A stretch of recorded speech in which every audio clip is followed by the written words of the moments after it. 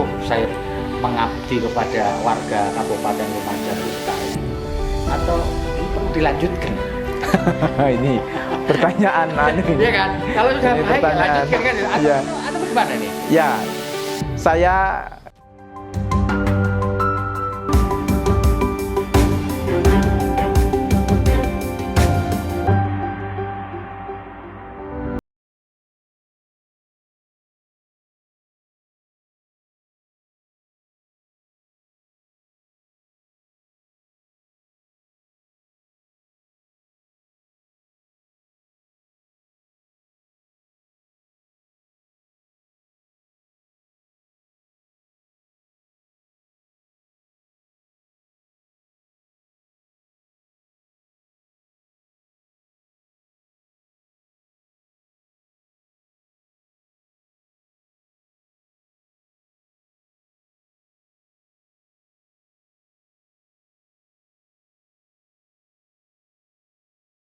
Di Jawa ya, alun-alun, kantor bupati, kantor polisi, kantor Pendopo. tentara, pendopo, lalu biasanya ada penjara, ya penjara, betul. Masjid Agung. Nah, Masjid Agung, itu pologi khas Iya, gaya kota di khas Pulau Jawa. Jawa. Ya. Jawa. Dan di alun-alun biasanya memang ada pohon beringin, Bu tadi ya. Nah, iya nanti saya ceritakan pohon beringinnya. Iya. Kita sekarang sedang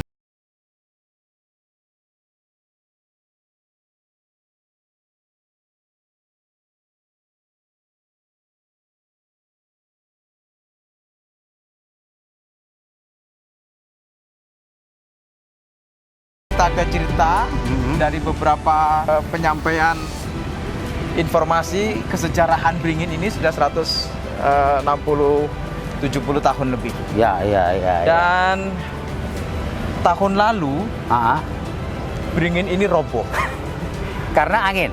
karena angin kencang waktu itu, dan bersamaan dengan beberapa kejadian gempa Oh iya iya. pada gempa. lahar dingin. Ah, ah. Ini salah satunya beringin ini roboh.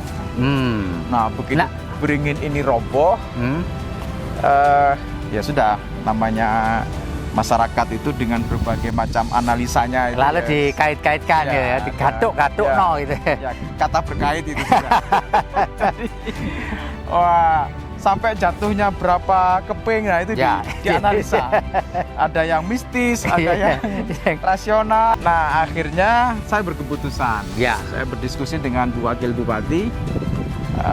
Ya sudah, robohnya ini dibiarkan. Oh, dibiarkan ya.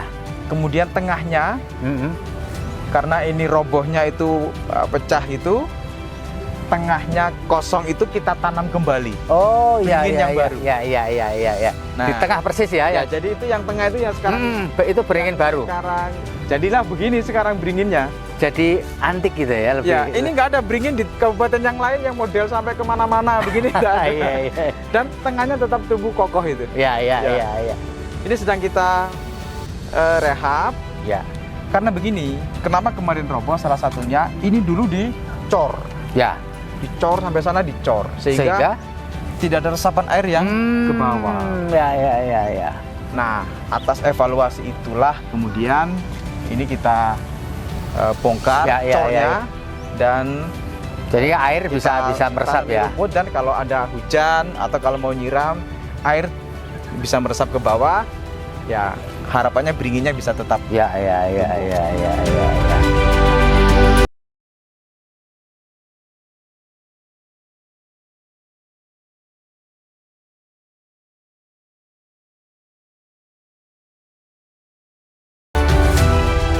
Saya kepingin ngobrol dengan Pak Bupati soal perhutanan sosial. Ya, betul. Karena dianggap bahwa ini menjadi proyek percontohan nasional perhutanan Ya. sosial di Lumajang. Ya, Bisa cerita Pak Bupati, apa sih ini perhutanan sosial ini? ini keresahan yang sama sebenarnya di banyak daerah. Ya. Jadi kan rasanya itu gini, masyarakat itu selalu kejar-kejaran dengan polisi hutan. Betul. Nah, dan masyarakat persepsinya hutan itu miliknya mbahnya. Iya. Nah, begitu ditanya yang nanam pohon itu siapa? Ya mbah saya nanam pohon. Ya. Nah, sementara perhutani menyampaikan, loh ini iya dulu yang nanam mbahnya, tapi itu program dari pemerintah. Ya. Kita dulu bersama-sama, bibitnya dari perhutani, suruh nanem, nah begitu. Nah cerita begini ini nggak ada selesainya. Ya. Yang masyarakat merasa melihat perhutani kok enak sekali nebang pohon dia gitu kan. Sementara mereka nggak boleh. Ya. Nah kalau mereka nebang pohon, kejar-kejar, kalau bisa ketangkep dulu, dilaporkan ke polisi. Kan dulu nggak ada kamera kan, mau ditangkap gitu, terus kemudian kejar polisi dan diserahkan ke polisi. Akhir-akhir ini beda, kalau dulu dikejar-kejar, kemudian sekarang di video-video. Jadi orang itu dibiarin motong pohon itu di video. Nah kalau sudah di video ditangkap, dilaporkan ke kepolisian. Begitu terus. Ya.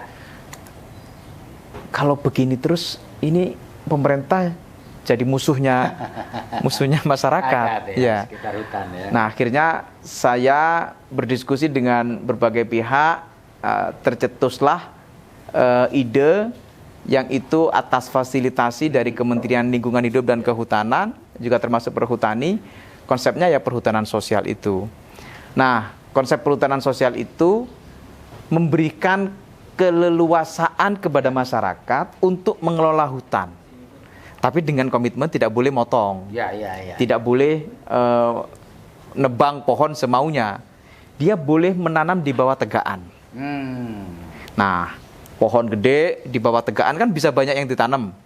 Bisa porang, bisa tales, bahkan bisa rumput untuk pakan ternak. Nah, ada salah satu desa di Kecamatan Senduro itu namanya Desa Burno. Burno itu bersebelahan dengan Kandang Tepus. Dua desa ini sekarang menjadi komoditas terunggul di Jawa Timur untuk peternakan sapi perah.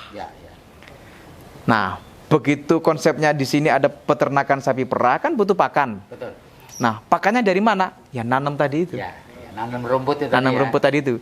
Dengan ternak sapi perah, dia setiap hari yang menghasilkan income ekonomi.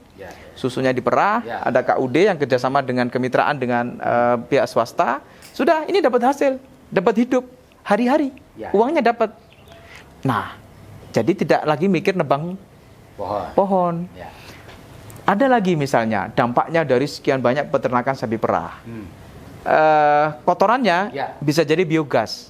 Nah, di Burno itu 4 rumah itu 1 biogas. 4 rumah 1 biogas. Satu biogas gede gitu mereka buat, dan masing-masing rumah sudah tidak perlu lagi beli kompor, ya tidak perlu lagi beli gas. Karena kompor gasnya tinggal disambungkan dengan konsep biogas yang sudah dibangun itu. Gerakan ini itu dimunculin pertama kali kapan? Ini mulai berkembang menjadi tema besar itu setahun 2019. Oh, tadi sebelum pandemi ya? Ya, sebelum pandemi. Sudah mulai digerakkan, kemudian dikembangkan tidak dari sektor internal kehutanannya, tapi dikelola berkelanjutan dengan eksternalnya. Misalnya soal interkoneksi pariwisata. Karena hutan itu ada banyak sisi dimensi kepariwisataan dan destinasi yang bisa dikelola, maka itu juga menjadi hub, menjadi penghubung dari berbagai potensi tadi itu. Kalau ada satu lahan yang itu menjadi destinasi kepariwisataan, orang bisa jualan susu, susu yang sudah dikemas. Orang bisa berwisata peternakan, memerah sapi, memerah susu. Orang bisa menikmati keindahan lingkungan alamnya yang itu bisa menghasilkan produk-produk UMKM tadi itu muter di situ ekonominya, terjual di situ misalnya. Kulinernya juga jalan. Nah, itu yang kemudian tahun 2020 mulai ada pengembangan di sektor-sektor yang lain. Dan itu apa benar ini menarik perhatian World Bank terkait dengan pemberdayaan ekonomi masyarakat di kawasan hutan sekaligus memanfaatkan hutan sosial? Betul. Benar? Ini yang konsep yang menyatukan solusi atas persoalan yang ada. Ada banyak masyarakat yang di tepian hutan itu identiknya selalu miskin. Ya, ya, Nah, betul. selalu kurang mendapatkan akses ekonomi. Hari ini kita sebagai pemerintah itu kan menyelesaikan problem yang sekiranya begitu kita satu sentuh saja itu persoalan bisa diselesaikan, banyak dampaknya. World Bank itu punya cara pandang yang mungkin tidak apple to apple dengan negara lain, Ya. tapi bahwa ini menjadi daya tarik baru tentang konsep ekonomi yang real nyata ada di masyarakat. Oke. Jadi kemarin dialog saya begini dengan World Bank itu, kalau ternyata konsep perhutanan sosial ini menjadi siklus baru dalam kehidupan ekonomi masyarakat dan jadi ide baru dalam pemenuhan permodalan ekonomi sekaligus bahan baku ekonomi. Ya. Nah, ini bisa menjadi kekuatan daya tahan ekonomi yang luar biasa. Ya. Nah, Karena- itu Pak Bupati mengharapkan apa peran dari atau bantuan atau involving dari World Bank kepada proyek? Ya, pertama saya sampaikan bahwa kami butuh infrastruktur dan akses yang kami terfasilitasi kemudahannya. Jadi mudah orang datang ke Lumajang itu penting bagi kami. Nah, begitu orang datang ke Lumajang itu mudah, maka sektor-sektor tadi itu bisa menjadi lebih ada percepatan potensi Ya. yang untuk supaya penumbuhannya cepat. Ya. Jadi bantuan diperlukan akses untuk orang mudah datang ke Ya, Lumajang ya. orang muda datang ke Lumajang. Ya. Dan harapan saya sampaikan, saya ya benar butuh dunia investasi, dunia usaha, tapi saya berkeinginan untuk dunia investasi, dunia usaha yang nanti yang hadir di Ya. Kabupaten Lumajang itu ada keberpihakan melibatkan masyarakat Ya. yang juga tetap tumbuh ekonominya.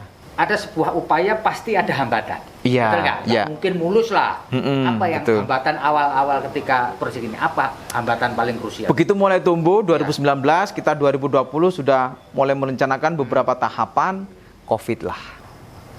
Mengoptimalkan di sisi orang datang tidak mungkin. Ya. Ekonomi itu salah satu teorinya orang kumpul. Ya. Tidak ada kumpul waktu itu. Kemudian begitu nggak ada kumpul, daya beli turun. Ya, betul. Nah, begitu daya beli turun, ya sudah. Sambil bertahan saja waktu itu. Dan bersyukurnya di sisi selain soal aspek kepariwisataan tadi, ada daya tahan yang kuat yang itu menjadi nilai positif dari perhutanan sosial. Susu itu nggak turun loh konsumsinya. Oh, tetap ya? Waktu itu. Ada atau tidak ada pandemi, Iya. oke ya. Dan ini yang perlu saya sampaikan secara faktual ya. Ya. Begitu orang punya mungkin 2-3 ekor sapi, 4 ekor sapi. Begitu dia perputaran ekonomi 4 ekor sapi ini tumbuh, pasti perbankan akan memberikan kemudahan untuk mendapatkan permodalan baru. Dia bisa nambah bibit sapi yang lain. Nah, begitu akumulasi perputaran ekonominya semakin besar, hasil semakin besar. Ya. Dan itu tadi disebutkan krusial poinnya adalah pandemi. Lalu dia mulai rebound lagi itu kapan? Sebenarnya 2021 sudah. Oh, 2021 Ya, di sudah- akhir itu ya. Di akhir. Di akhir itu sudah rebound. mulai rebound. Ya. Kemarin yang tutup di beberapa akses kepariwisataan sudah mulai tumbuh, sudah mulai buka. Nah, kena problem lagi, PMK, Ya. penyakit mulut dan kuku. Ya. Nah, itu banyak sapi yang waktu itu meninggal. Ya. Nah, itu yang bagi masyarakat di sekitar program perhutanan sosial itu lebih terdampak PMK berbanding Ketimbang COVID. COVID ya. Iya. Karena langsung ya. Langsung Jadi mati. Penghidupannya mati lah. Iya, mati. Nah, Itu nggak bisa diperah. Ya. Pasti Susunya lah. nggak bisa diperah. Ya. Nah, makan terbatas karena dikasih makan juga mulutnya. Nah, sekarang tuh Berair. PMK itu mulai Nah, sekarang sudah kapan? sekarang sudah mulai banyak sembuh. Ah. Sekarang sudah proses vaksin. Jadi dari sisi kondisi saat ini mulai ada pengembalian komoditas sebagaimana waktu normal dari sisi antara masyarakat yang ada di sekitar hutan, yang beternak itu, maupun yang dari sisi sektor pertanian yang lain yang ada di sekitar kawasan hutan. Nah, sekarang habis PMK lalu tiba-tiba ada krisis karena perang Ukraina Rusia. BBM naik semua lah. Gitu ya. Dari 7.000 jadi 10.000. Ya. Ngena nggak sama teman-teman yang ada? Kalau yang di perhutanan sosial sih tidak Ya, ya. ya. Tidak ya, karena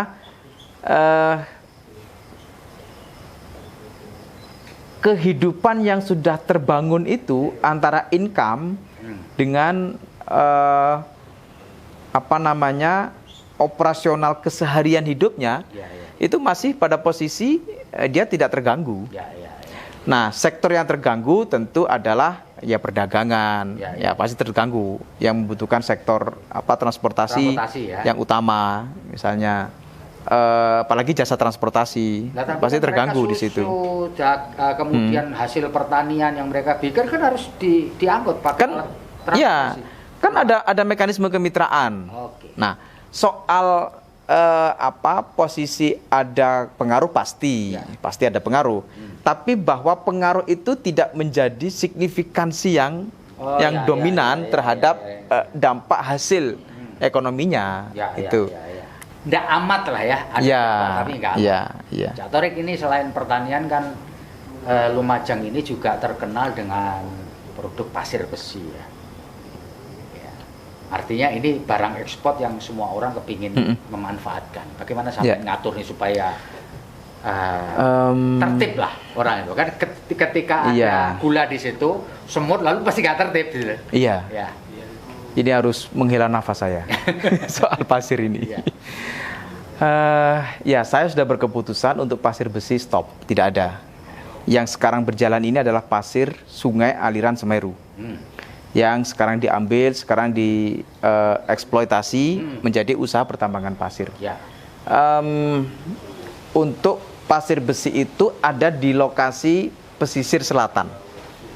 Dulu ada kejadian memori kelam kita, almarhum Salim Kancil. Sudah, stop.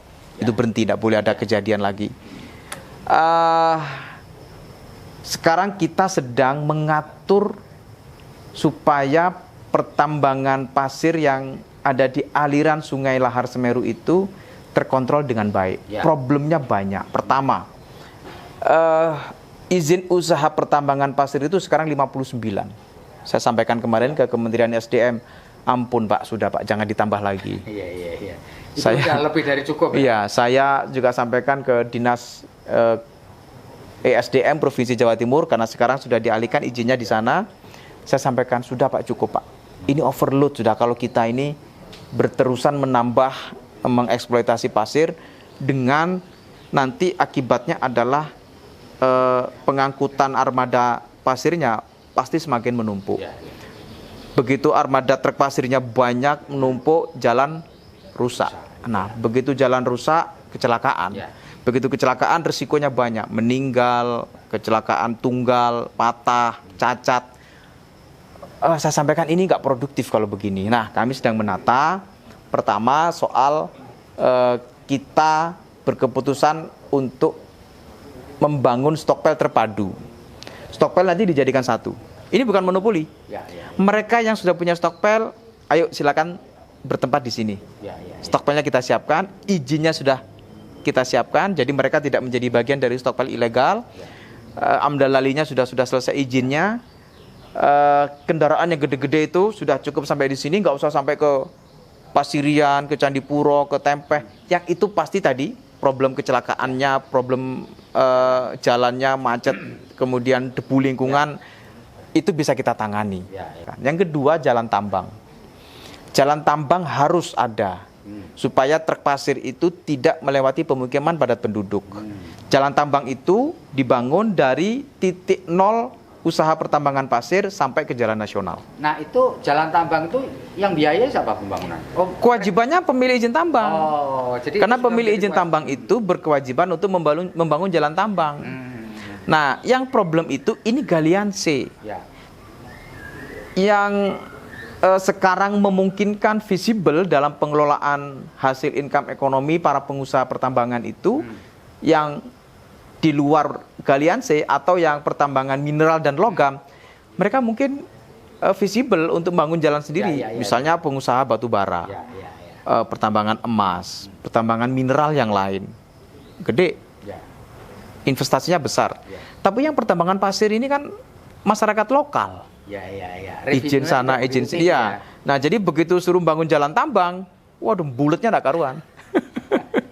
Harus ada kebijakan yang mengikat supaya jalan tambang ini betul-betul terjadi. Tapi itu dengan segala kesulitannya terwujud ya?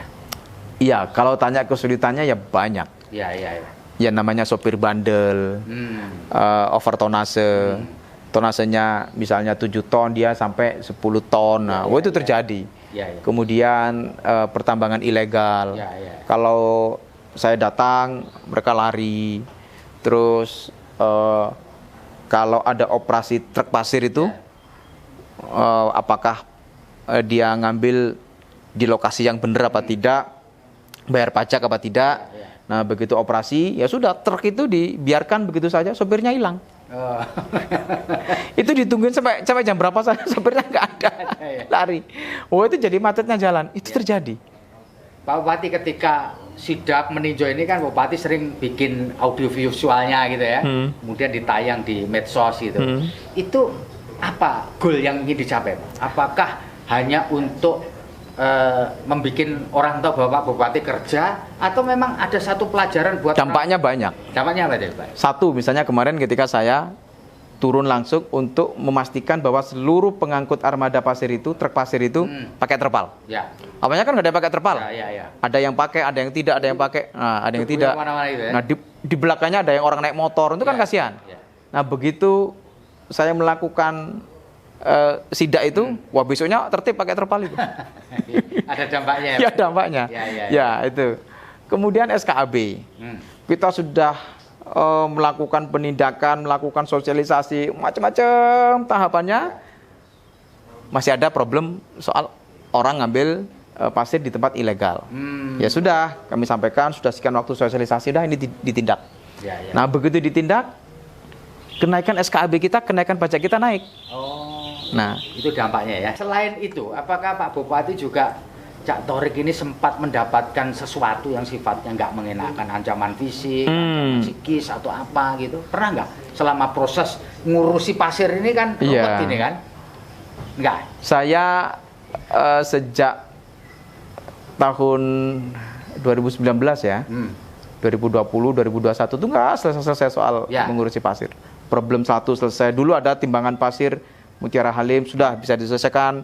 Ya, ngancamnya macam-macam dulu itu. Kemudian satu lagi soal stockpile, mana yang ilegal, mana yang legal, udah diselesaikan satu-satu. Saya optimis. Nanti begitu stockpile terpadu ini selesai, jalan tambang itu selesai, itu menjadi titik utama kita punya sistem yang sustain, yang sustainable, yang berkelanjutan untuk pertambangan pasir ini bisa menjadi pengelolaan yang manageable dan berkeuntungan bagi daerah. Pak Bupati, ini mohon maaf, tadi ada istilah stockpile. Tentu pembaca kita, penonton kita itu tidak semua tahu stockpile ki opo. Stockpile itu tempat numpuk pasir. Nah, iya. Jadi lokasi untuk menumpuk pasir sebelum dia dibawa keluar kan? Iya. Nah, itu dia. Jadi dari titik nol pertambangan, dari atau area pertambangan pasir diangkut sama truk, dump truck lah ya, yang apa, truk kecil ya. Nah, truk kecil ini ngangkut ke stockpile. Karena truk yang gede-gede itu tidak mungkin langsung ke lokasi pertambangan. Oke, di stockpile ini ditumpuk lah. Nah, tempat penumpukan pasir itu nanti hingga kering, hingga malam. Kalau malam itu nanti tronton yang gede-gede itu baru datang. Nah, diangkut truk yang gede-gede itu baru ke Surabaya, ke tempat yang lainnya, ke tujuan di mana orang butuh pasir Lumajang. Pak Bupati, apakah pajak, retribusi atau apapun lah yang diambil dari usaha pasir itu memberi pengaruh kepada performa dari pendapatan pemerintah di Kabupaten Lumajang? Sangat. Sangat ya. Jadi tahun ini saja, Hmm. sebelum ada Stockpile, itu kita mendapatkan pajak pasir itu 400 juta per bulan. 400 juta per bulan dari Per pajak bulan, ya. dari pajak pasir. Nah, setelah ada Stockpile, Kemarin bulan September, saya cek langsung, begitu sudah ada Stockpile itu 2,1 Per miliar per bulan. jadi meningkatnya berlipat-lipat. dong. Berlipat-lipat. 5 kali. Nah, pertanyaannya bocornya kemarin-kemarin Ya, itu kemana kenapa saja? Ya. Gimana itu, Pak? Bisa diceritakan, Pak? Ya, tadi Dari itu. 400 kok 2,1. Stockpile kan di mana-mana. Stockpile di mana-mana, nggak Oh, terkontrol. jadi pengawasannya susah. Ya, jadi orang ngambil pasir di area pertambangan itu ada pajaknya atau tidak, nggak ada pajaknya, dibeli aja sama Stockpile. Oke. Nah, sementara kita nggak ada kontrol. Ya. Ini pasir dari mana, siapa yang ngambil pasirnya. Nah, sekarang kita atur. Ya. Nah, supaya apa? Pertama, kalau pajak pasir ini bisa optimal, nah kita bisa membangun banyak hal. Ya, betul. Jalan yang belum terbangun, yang rusak bisa kita perbaiki, bisa kita bangun. Ya, Begitulah. Ya, itu. Ini Pak Bupati, Pak Cak Torik ini apakah merasa bahwa cukup saya mengabdi kepada warga Kabupaten Lumajang itu sekali, atau ini perlu dilanjutkan ya? Ini pertanyaan ini. Iya kan? Kalau sudah Ini baik ya pertanyaan. lanjutkan kan? Iya. Atau bagaimana nih? Ya, saya ini memang basically-nya itu dulu ketika mahasiswa aktivis lah ya di kegiatan keorganisasian kemahasiswaan. Nah, itu ketika mahasiswa. Dulu kita ini mengkritisi pemerintah. Ya. Pemerintah itu harus gini, harus gitu, harus begitu, harus demokratis, harus terbuka, harus transparan. Nah, begitulah kira-kira. Nah, karena basic itu maka kemudian saya giroh pribadi saya itu sense-nya memang politik. Ya. Nah, kemudian saya masuk partai, Ya. menjadi anggota DPRD Provinsi Jawa Timur. Begitu menjadi anggota DPRD Provinsi Jawa Timur, ya sudah masuk dalam lingkaran politik sebagai kader partai, masuk di bagian dari pengambil kebijakan politik. Nah, tugasnya DPR itu kan ya protes. Ya. Tugasnya DPR itu ya ngomong. 3 fungsi tadi itu, budgeting, pengawasan, legislasi itu ya salah satunya. Pokoknya kalau ada hal yang harus dikritisi, harus diomongi, harus dibenahi, harus diberikan pertimbangan ini itu ya ngomong lah kira-kira begitu. Nah, kemudian karena sudah masuk di lingkaran sebagai kader partai, lingkaran politik, begitu ada salah satu alternatif dalam dunia politik itu sebagai bagian dari pengambil kebijakan di eksekutif, maka saya waktu itu didorong untuk ikut dalam kontestasi pilkada sebagai bagian dari keberlanjutan politik tadi itu. Oke, ikutlah proses pilkada. Alhamdulillah terpilih, masyarakat percaya terhadap apa yang saya sampaikan ketika kampanye, visinya, kemudian janjilah kira-kira kepada masyarakat. Oke, berjalannya waktu, saya sampaikan di banyak tempat, dari sekian program yang sudah kami haturkan, kami sampaikan kepada masyarakat, ya ini menjadi evaluasi masyarakat. Nanti ada pilkada lagi, saya sebagai entitas politik, ya tentu dampak dari program itu, masyarakat akan menilai, kalau saya sekiranya menjadi bagian dari keberlanjutan program ini, ya saya harus mengamini dari harapan masyarakat itu. Saya nanti berakhir di September 2023. Ada jeda waktu setahun karena pilkadanya nanti 2024. Betul. Nah, orang sering bertanya, kenapa kok memilih jadi bupati? Selalu jawabannya adalah karena dengan menjadi bupati banyak dampak yang dirasakan langsung manfaatnya oleh masyarakat dengan kebijakan yang diambil. Ya, betul. Nah, sudah itu jawaban umumnya. Betul. Tapi kan tidak sekedar begitu. Sekarang ini kompetisi. Ya. Kompetisi daerah mana yang punya percepatan kemajuan. Ya. Dan kita bisa melihat ada banyak daerah yang cepat maju kok. Ya. Ada banyak daerah yang punya inovasi banyak yang itu bisa mensejahterakan masyarakat dengan waktu yang cepat. Nah, sekarang bukan lagi pertanyaan berkebijakan manfaat, tapi bagaimana kebijakan itu berdampak yang lebih kepada masyarakat. Ya. Karena itu dengan berbagai program dan anggaran yang kita ini kabupaten kelas menengah lah kira-kira Lumajang itu, saya bersyukur bisa membuat program semua orang yang meninggal bisa kita beri santunan 1 juta. Kita beri program melahirkan gratis, walaupun itu melahirkan dengan operasi atau sesar. Kita bisa memberikan seragam gratis, kita bisa memberi subsidi SPP kepada masyarakat yang sekolah, anak-anak yang sekolah. So, jadi nanti ini perlu diteruskan atau Cak Thorik masih nunggu perintah dari partai ini? Ya, saya ini kader partai, tapi saya punya ruang politik yang harus saya sampaikan tegas. Ya, saya ingin tetap mengabdi kepada masyarakat Lumajang. Itu kan jelas, berarti Cak Thorik siap untuk melanjutkan apa yang sudah dilakukan di periode pertama. Pertanyaan terakhir ya, Thorik. Ya. Gini, seringkali kepala daerah itu gagal di dalam melaksanakan programnya karena nggak akur sama parlemen. DPRD. Di banyak kota kan, di banyak tempat gitu. Ya begitu ya. Anggarannya nggak jalan, pokoknya eker-ekeran terus. Nah, Cak Thorik kebetulan kan pernah jadi legislator. Tapi saya tanya, bagaimana hubungan untuk membina hubungan yang tidak kolutif loh ya, dengan parlemen setempat. Dalam hal ini adalah DPRD Lumajang. Betul nggak kira-kira? Iya, karena saya dulu DPR ya.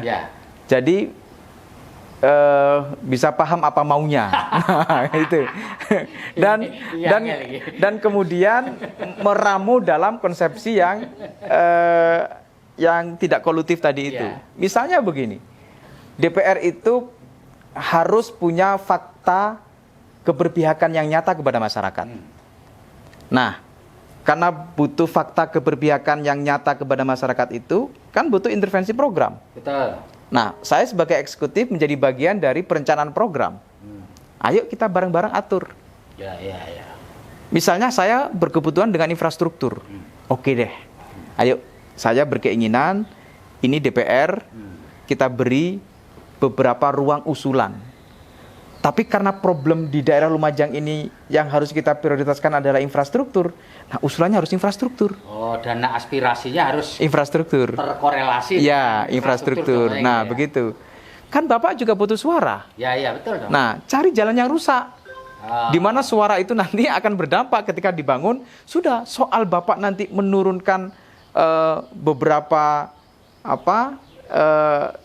relawan atau penyampaian yang disampaikan kepada masyarakat bahwa ini adalah usulannya DPR, ya memang benar, faktanya memang ini usulan DPR. Nah, sebagai pemerintah kan terbantu dengan infrastruktur itu dibangun, ya memang tujuan pemerintah membangun itu. Tapi selama ini pernah konflik nggak sih sebenarnya dengan anggota? Pasti pernah lah, suami istri pernah bertengkar, masa bupati kalau yang DPR dimaksud konflik itu sampai tukaran apa, enggak. Naik meja enggak lah.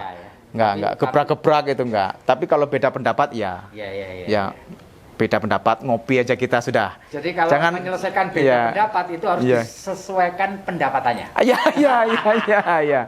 Nah, tadi itu kalau mereka berpendapat soal program yang harus sharing, ayo yang harus sharing. Tapi saya tidak ingin sharing yang tidak produktif. Nah, begitulah kira-kira. Nah, karena politisi itu kan menguatkan teman. Yang jadi DPR juga teman. Yang di beberapa pengurus partai juga teman. Karena teman ya sudah, kita ngobrol antar teman saja. Begitulah kira-kira. Jadi kuncinya pertemanan. Iya. Demikian Tribuners, ngobrol kayak kita dengan Pak Bupati Lumajang Jawa Timur, Cak Thorik. Luar biasa, ini terbuka ya, belak-belakan lah, bahwa di sana sini beliau masih harus meninggalkan atau menyempurnakan program-program beliau. Iyalah, tidak ada manusia sempurna. Terima kasih Cak Thorik atas ngobrol kita. Saya Febi Mahendra Putra, Direktur Pemberitaan Tribun Network, pamit undur diri. Sampai jumpa, dan ingat, kalau Anda punya kesempatan untuk datanglah ke Lumajang. Kotanya bersih, alun-alunnya bagus, ada pohon beringin antik di tengah alun-alun. Demikian, Assalamualaikum warahmatullahi wabarakatuh. Salam damai sejahtera buat kita semua. Om Swastiastu, Namo Buddhaya, dan salam kebajikan. Dan jangan lupa tetap jaga kesehatan.